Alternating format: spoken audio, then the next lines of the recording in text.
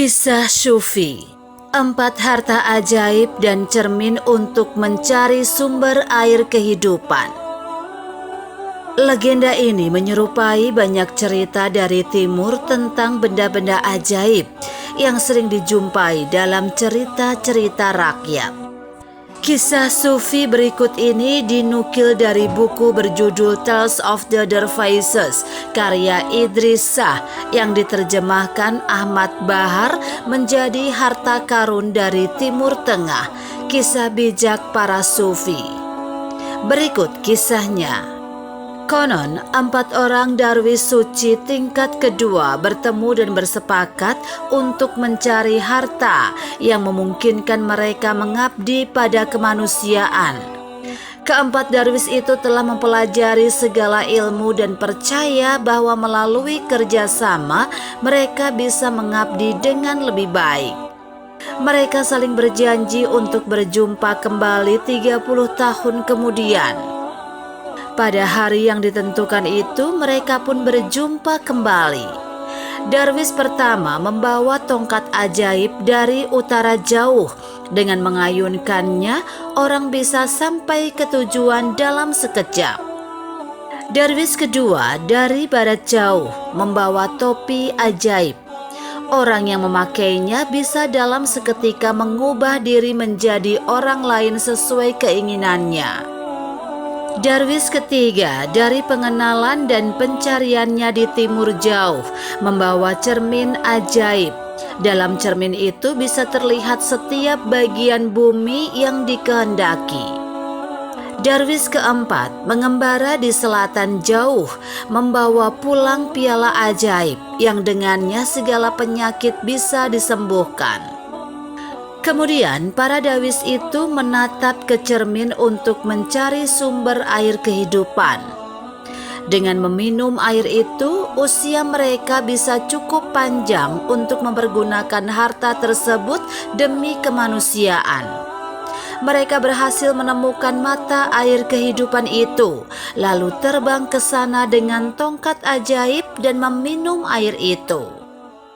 Kemudian para darwis itu sembahyang untuk melihat siapakah orang yang paling membutuhkan pertolongan mereka. Dalam cermin muncul wajah seseorang lelaki yang hampir meninggal. Lelaki itu berhari-hari perjalanan jauhnya dari tempat mereka.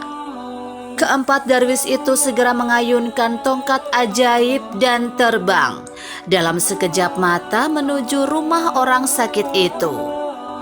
"Kami tabib kenamaan," kata mereka kepada seorang lelaki di gerbang yang mengetahui bahwa tuanmu sakit.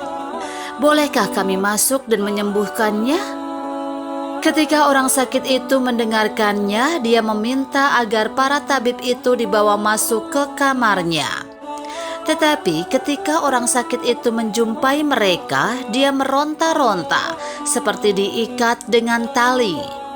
Mereka pun diusir dan seorang pelayan menjelaskan bahwa lelaki itu membenci para darwis dan menganggapnya musuh. Mereka pun mengubah rupa dengan memakai topi ajaib itu dan sekali lagi menemui orang sakit itu. Kali ini para darwis diterima dengan baik sebab penampilan mereka memang seperti tabib. Segera setelah lelaki itu meminum obat dengan menggunakan piala ajaib, tubuhnya menjadi lebih sehat daripada sebelumnya sepanjang hidupnya. Dia sangat gembira dan karena dia kaya, menghadiahi para darwis itu sebuah rumah. Mereka pun tinggal di rumah itu, dan setiap hari mereka pergi ke tempat yang berbeda, mempergunakan perlengkapan ajaib masing-masing untuk kebaikan umat manusia. Namun pada suatu hari ketika darwis lainnya sedang keluar, sekelompok prajurit datang dan menangkap darwis yang membawa piala penyembuh itu. Raja di negeri itu mendengar perihal tabib agung itu dan memerintahkan agar dia dibawa ke istana untuk mengobati putri raja yang menderita suatu penyakit aneh. Darwis itu diantar ke sisi tempat tidur sang putri dan dia memberinya obat yang biasa diminumnya. tetapi dalam piala khusus itu. Namun upayanya gagal. Memang dia biasanya lebih dahulu mencari tahu cara pengobatan yang tepat dengan melihat ke dalam cermin ajaib. Karena putrinya tak kunjung sembuh, raja itu pun memerintahkan agar sang Darwis dipaku pada tembok. Darwis itu minta diberi kesempatan untuk berunding dengan kawan-kawannya.